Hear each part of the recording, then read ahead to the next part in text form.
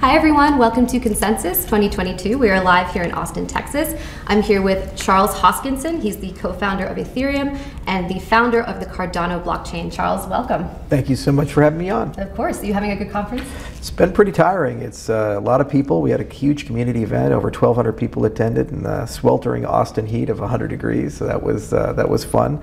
And the conference so far is pretty amazing. There's a lot of great guests here. Senator Lummis is here, Kimball Musk is here, and I think they have over 10,000 people. It's going to be a madhouse, but they always are. Enthusiasm and excitement's at an all-time high, and a lot of great projects building. Mm-hmm.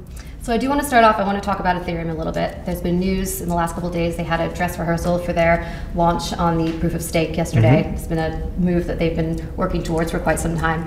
But they're trying to get into smart contracts. Cardano is the pro at smart contracts. Surely they're just playing catch up with you guys at this point.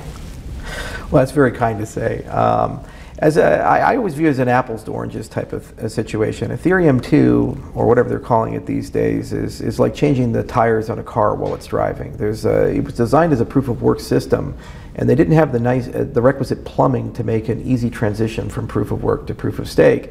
And there's a lot of things in that infrastructure that have to work very well. It's a multi-client environment, so the clients have to work together. There's tons of exchanges that support it and have to upgrade. They have to fire all the miners. It's not easy to do that in a $200 billion ecosystem. On the smart contract side, I think there is a better set of comparables in that we had the luxury of hindsight. We were able to look at how the Ethereum ecosystem built out, what types of problems people were having with smart contracts, from the accounting model to how to achieve concurrency to how to use formal verification, these types of things. And we had about 4 years to build out the extended UTXO and Plutus model. And I think in the long term, it's a superior model because it scales much better and it's much easier to verify that things work well. So you can apply the same standards that people use for aircrafts, the same standards people use for life science software like pacemakers and these things to make sure that the software runs correctly. And the marketplace will ultimately decide what they like more. The good part of Ethereum is that it's kind of a giant aggregation point of a lot of really bright people and a lot of great dialogue. So it led to the rise of the DAO movement, it led to the rise of the ICO revolution, and in many ways a lot of the cool things that we in this industry know, love, and treasure. So it almost reminds me of Frank Lloyd Wright. He was a very tough boss to work for. And so he would give new architects who'd come on board the impossible house to design. He'd give all these weird requirements. And they would spend weeks and weeks and weeks writing up the blueprints, and eventually they'd show them proudly and say, "We figured it out." And then he'd look at it and say, "Oh, that looks great." And then he'd burn them right in front of them. And then they're like, "Oh my God, I've worked weeks on this." And he says, "Well, now that we know it can be done, let's decide how we want to do it." And that's really the difference between Ethereum and Cardano. Ethereum is the first set of blueprints. It's a second generation, and it really has given the entire industry a great set of business and design requirements. And we've had the luxury to be able to stand on those shoulders and build better. And Ethereum itself is trying to stand on its own shoulders and build better, and we wish him well. If I was Vitalik, I would have just embraced Polkadot and made that Ethereum 1.5. It's a much better, easier path to get to what they want, but they decided to go for everything, sharding and all these other things, and it's going to be very challenging. Do you feel a little bit responsible for that success, as you were a co-founder in the beginning? I wasn't there that long. I was only there for 6 months, and people love making it bigger than it is. I mean, I've been working on Cardano since 2015. And we've written 140 papers, 1 million lines of code. We have 3.5 million people in the community. Been to 72 countries in the last 7 years. And so that is what I hope defines me in the time that I've spent, not the rivalries of the past or brief stints here and there. I do take a little bit of credit for the creation of Crypto Valley, because I was the guy who made the decision that Ethereum launched from Switzerland. And for better or worse, it's led to a lot of money and a lot of companies being established in Switzerland that are in the cryptocurrency space. And also there were some design things here and there, like if you like SHA-3, well, that was me. So there's a few things there, but not a lot, because I wasn't there long enough to leave a great legacy. But I certainly did learn a lot from what they've done, and Cardano is a great reflection of that. It's a great community space, I feel like. Yeah. Everybody kind of learns from each other, and they build on top of what others have built, and nobody takes too much credit for for one thing. So yeah. I like that about this space. Everyone's very community driven. Just to stick on Ethereum for a little longer, do you worry that it kind of seems that the SEC has given Ethereum a green light when they're going after tokens like XRP, now Binance as well, library token? Does it worry you that Cardano hasn't been given the green light by the SEC? Regulation through enforcement is the worst possible thing to do. You have this monster of the week scenario of, well, who are they going after next? And there's material facts and circumstances aren't too different between a lot of these projects. What needs to happen is the legislative branch needs to step up and lead. They need to pass a law, and they need comprehensive crypto reform, and we need to focus on basic definitions. So we need to look at things like, what is the definition of decentralization? Everybody says they're decentralized, but there's 10,000 projects, and everybody's a little different in terms of who's in charge and how things work. We need a consumer protection bill of rights, a crypto user's bill of rights, to define what rights you have, what rights you don't have if you use a cryptocurrency, these types of things. And I think that helps create the clarity that we need to move forward. I mean, you can't have a situation where if a political administration changes, the entire regulatory regime changes. That's why countries in the developing world never get direct foreign investment. Because people are always worried, well, if the guy at the top goes crazy or gets replaced, every contract we have, every deal we have, every understanding we have commercially ends. I mean, look at Venezuela, pre-Chavez, post-Chavez. Pre-Chavez, a super wealthy nation, great place to be an oil producer. Post nationalizes the whole business. So one person can make a dramatic difference if you rule by executive fiat or you regulate through occasional enforcement here and there, either aggressively or in a laissez-faire way. So the industry needs to change. Now, do I worry? No, not really. I mean, Cardano is a completely decentralized ecosystem. There's, as I mentioned, over 3 million people. There's 15 plus firms that work on core development. It's on the basis of peer-reviewed research, which is intrinsically decentralized. I mean, you look at these other projects, they have these heroic efforts of small teams of highly hyped scientists. Here, it's like faceless. There's graduate students, postdocs, professors all around the world. So if that doesn't meet the definition of sufficiently decentralized, oh, by the way, over 3,000 stake pools, less than 10 mining pools control Bitcoin, then I don't know what does. And it would be a catastrophe for the industry to go down those roads. But it's any given Sunday right now. This is a difficult regime to deal with, and we're just working our way through it as an industry. Hopefully, though, the better angels of our nature will prevail, and we have things like the Financial Innovation Act, HR 7614, and also the Biden executive order does seem to be a bit more reasonable about things. And so I think they're going to kind of collide together, and in 2023 it's very likely we'll see some reform that will add clarity that we need in the industry. The point you made before about not having to overhaul everything with an administration, right? Something that Rostin Bannon, the CFTC chair, brought up at a panel yesterday. He said we don't have to reinvent the wheel in Washington in order to regulate crypto. We should implement the infrastructure we already have, improve it, work with the technology that's evolving. Do you agree with that? Because a lot of people say they should probably create a new agency to kind of deal with this, but do you think we need that? What do you say to the chairman? Well, when's the last time a government agency's ever been shut down after we create it?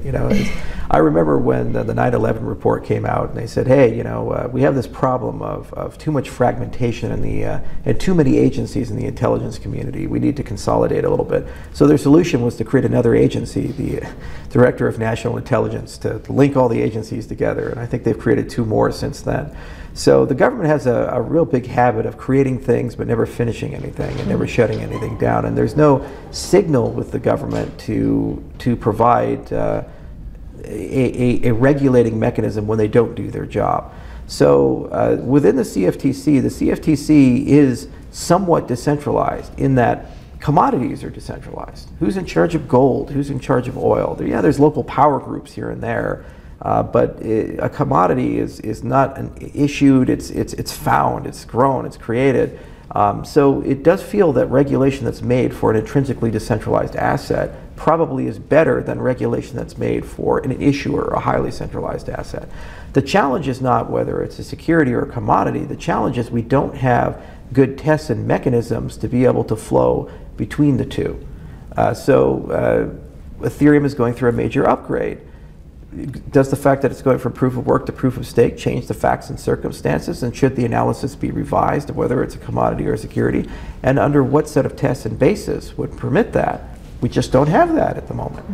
So that's what we really need to focus on, is we need to take a step back and we need to figure out these foundational tests, these foundational concerns, and then once we have it, it's going to be very easy to kind of place things in the right buckets. Now, even if you're a commodity, there's still regulation, market manipulation, insider trading, all these things can still apply. Just like they do with oil, just like they do with gold, and plenty of people have gone to jail for trying to manipulate the commodities market, or being dishonest, or committing Ponzi schemes, or these types of things, especially in the oil and gas business on the E&P side for small scale wells. So you have a lot of tools in the tool bag, but what's not tenable is just to say everything is a security by default until proven otherwise, because how do you even manage that? Like, who would file for Bitcoin as a thought experiment? Who would even, for, let's say you're a Bitcoin maximalist and you hate Ethereum, oh, it's a security. Okay, who files for Ethereum? What if the Ethereum Foundation goes out of business? What does it just pack up? Is Ethereum going to disappear? No. And it's the same for Cardano. Cardano's a huge decentralized ecosystem. It's run by the community. If I was getting a plane crash tomorrow, it wouldn't materially change the facts and circumstances of Cardano. It's here to stay. So to say, well, that's a security, and this arbitrary person over there should have an unlimited liability to file, and also what are the information asymmetries? So who knows more information than other people? It's absurd. So things really do need to be carefully thought about, and I do believe the CFTC is well equipped to regulate big chunks of this, but I still do believe you need consumer financial protections in place, and I still believe that you need to have industry-wide standards for quality in place. There's $10.5 billion worth of hacks in DeFi last year. That's not acceptable. That's not tenable. You can't have a cryptocurrency collapse and cost as much money as the Bernie Madoff scandal and expect that this industry can completely run through laissez-faire and everything's hokey-dory. But the final point is that I think there's a big opportunity here that's being missed in the conversation, and hopefully we can address that, which is algorithmic regulation as possible. We have technology to embed within a transaction metadata, identity, contingent settlement, other things that can allow you to build beautiful private transnational frameworks that have consumer protections built into them. So if we lead and we innovate, we can actually not only get better regulation, but we can get more agile and more cost-effective regulation that scales down beautifully. So you don't have to hire 25 lawyers and play mind games of who's in charge and what's this. The settlement is compliance, or these types of things. And I think we can move towards a world like that.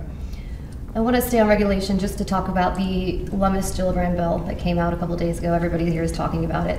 Do you think this is a good first step to kind of getting some kind of responsible regulation in the works? They talked about giving oversight of securities tokens to the SEC, commodities to the CFTC, but I heard Lummis say that the market cap of tokens is probably going to go to the CFTC. So kind of everybody is excited about that. It's like, oh, well, it's not a security, then maybe we have some hope here. So do you think that is a good step towards some kind of formal regulation? Well, I like some parts of it. First off, I like the fact that Senator Lummis and Gillibrand are very willing to engage and work with the cryptocurrency industry. They reached out to us back in December, and there's probably 14 revisions of the bill or so forth since December. So they've been working incredibly hard and diligently. And it wasn't just us. They reached out to dozens of actors throughout the industry and got tons of advice, tons of deep conversations. And that's the hallmark of a good legislative process, an intrinsically inclusive process. The other thing is it's bipartisan. Democrats and Republicans really hate each other right now.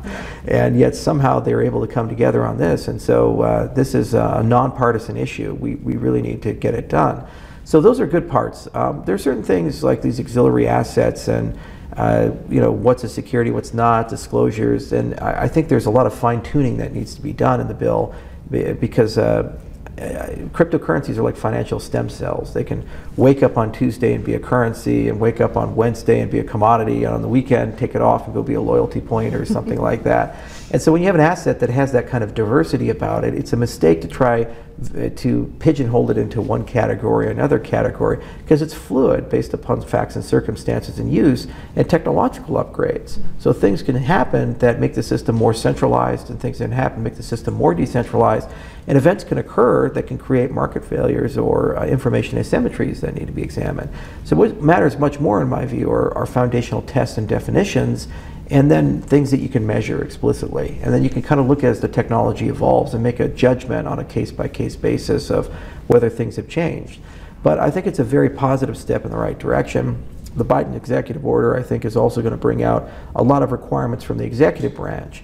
Whether they're good or bad, at least it'll allow people to know where that administration stands. And then I think after the midterm elections, what's going to happen is these two things are going to kind of collide into each other. And then it'll give us a viable path forward for passing something.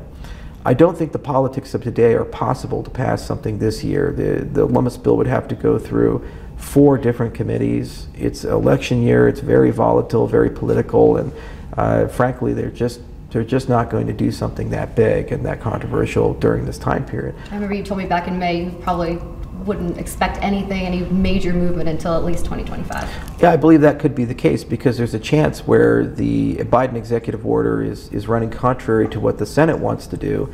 And if a red wave happens, which is very likely this November, then you'll have a situation where the House and Senate pass something, but the president vetoes it, and they don't have quite enough of a majority to override a presidential veto. So somehow the Biden administration is going to have to get along with people that they don't get along with and agree to do some dramatic changes to something, which requires political courage, which is something that's been very lacking in Washington for a while. Whenever you have to hope for the better angels of nature to prevail and political courage to prevail in this type of environment, you're probably going to be very disappointed and let down. So I think that it's going to be a tough road, but if we as an industry get very vocal and work very closely, I do think we can find enough points of intersection where we can force an outcome in 2023 that's good for everybody. If not, unfortunately, we're going to be in a terrible environment until the administration changes, and we could have to wait until 2025. Let's switch gears a little bit. I want to talk about the so-called crypto winter. Are we still in one? I remember you told me on your Spaces call back in May, right after the Luna crash, that you see possibly the price of Bitcoin going as low as 15,000 this time around. Yeah. Do you still think that? Are we kind of out of the woods, so to speak? Well, I mean, what's nice about the Bitcoin is that it tends not to fall below its all-time high from prior bull runs. And so, it went from 20,000 to 4,000, but then when it went up to 64,000, it has yet to fall back to 20,000, these types of things. And so it could fall considerably and cut in half. But long term, I think the prospects are quite good. But you have to understand the relationship between the bears and the bulls. The bull market is a time for mass acquisition of people. It brings many new people in. So this last bull market brought in the artists and the celebrities and the musicians because of the NFT revolution. And there was just this humongous wave of adoption and enthusiasm that I've never seen before. And some of it was quite positive, and some of it was a little strange. It's like the past is the future again. So you have Moses come down with the tablets, and he sees the golden bull, and then you go to Bitcoin Miami in 2022, and they literally have a golden bull outside. You're like, okay, I guess we're doing this again. So you see a little bit of that. But the bear market is actually much nicer for us as builders because people are much more collaborative. They tend not to be looking for a land grab, the poaching disappears, and you get to the business of building, and people really focus on technology. So the last bear market set up the bull market of 2021, and there was 2 years of building to get to that. So whether this lasts 6 months or 2 years, it doesn't really matter. People are sufficiently capitalized that great things can be done, and I'm really looking forward to the next wave, because we have things like quantum resistance coming, recursive snarks coming, and dozens of other foundational technologies that will make crypto much better, much more secure, and ultimately much more useful to a lot of people. So the next wave, probably we'll see 1 billion people around the world using it. So this is really our opportunity to put our nose to the grindstone, collaborate, work as an industry, and hopefully get a lot of housekeeping done, from standards and interoperability. We kind of need our Wi-Fi moment, our Bluetooth moment to get everything to work together, and also legislatively to get laws passed that help solidify the industry and standardize and protect people for the next bull run that comes, whenever that is. Got it. So I want to plug you first a little bit. You have a big announcement today. The Light wallet is coming out, Lace. Tell me a little bit about Lace. I know it's a little bit it's catered towards not such a bro atmosphere. I know like wallets are traditionally kind of like bro-y, male oriented, but you kind of want to make it a little more female adopted as well. So yeah, it was named after Ada Lovelace. Ada Lovelace, right? That's what Ada was named after originally, and then Lace is the new Light wallet. Yeah. Well, we love trying to think about how do you build a great consumer experience, and there's a lot of things that need to be pulled together. So a wallet is kind of misnomer in that cryptocurrency wallets are usually only there to store assets and transact assets. But when you look at cryptocurrency in 2022, you have identity, you have DApp interactions, you have rich metadata, you have tax compliance, you have so much going on. You have collectibles inside these wallets now.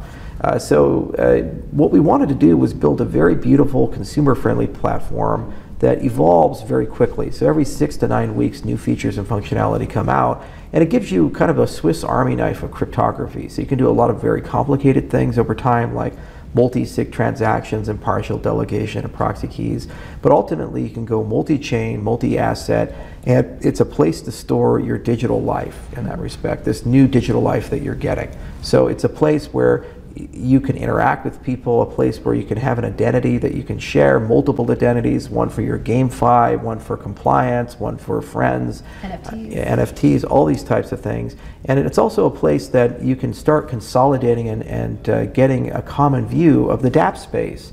So dApps are very fragmented right now, and people usually have to go to a website, and there's a poor user experience of interacting with them, lots of clicking, lots of different windows, all this stuff. It'd be much better if you had just a beautiful dApp store, and you could just click, one click install, you have it, it's there, and it works.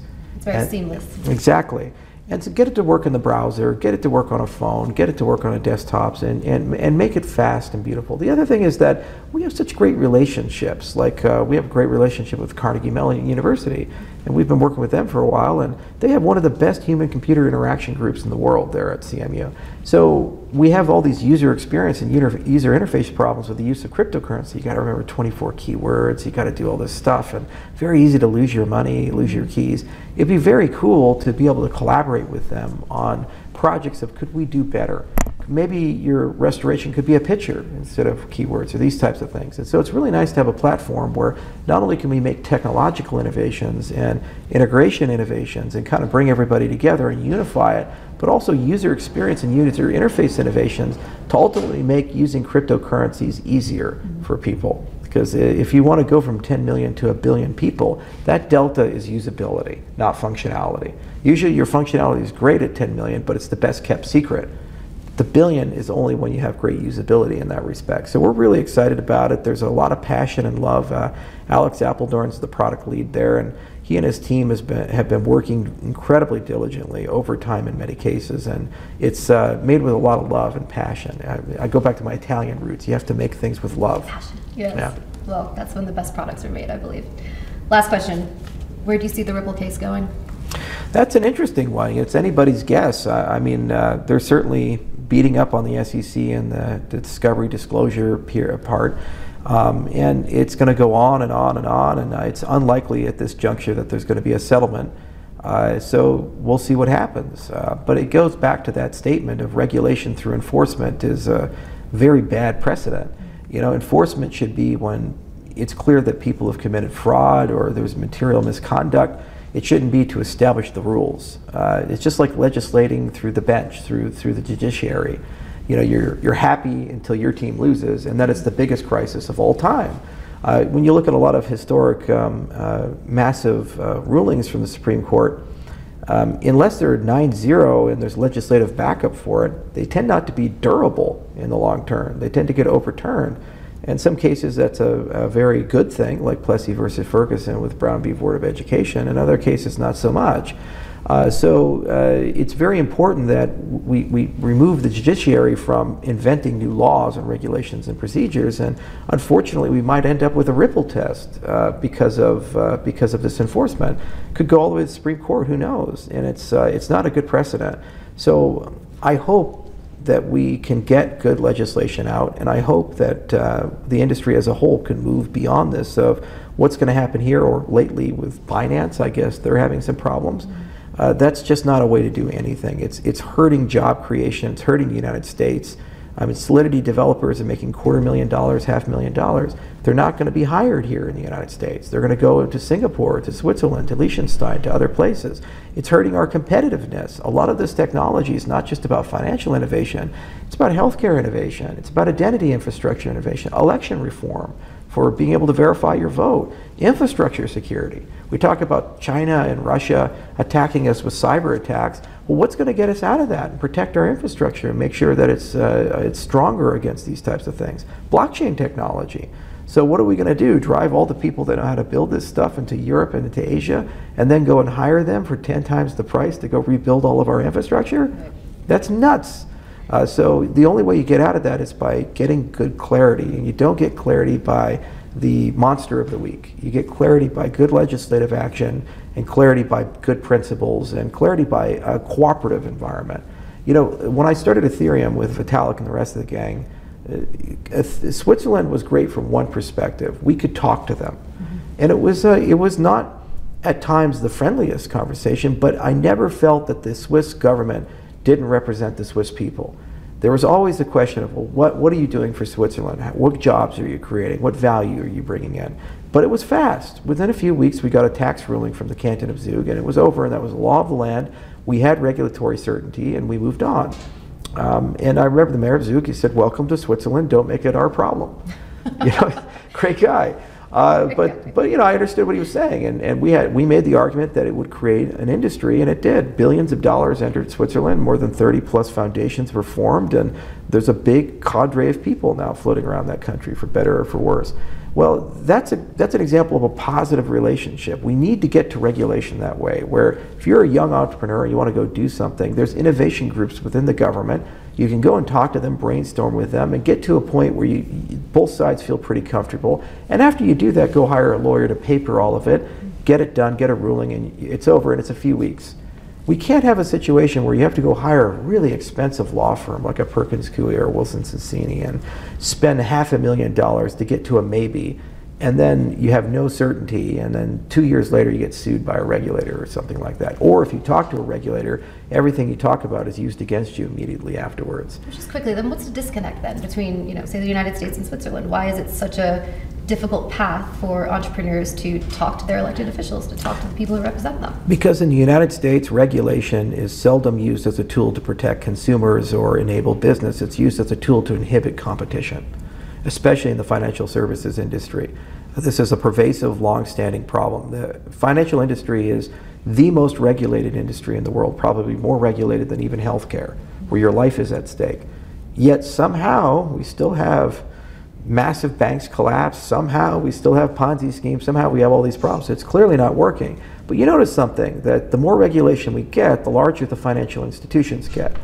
In 2008, when we had too big to fail, the response was the banks bought a bunch of other banks and got bigger.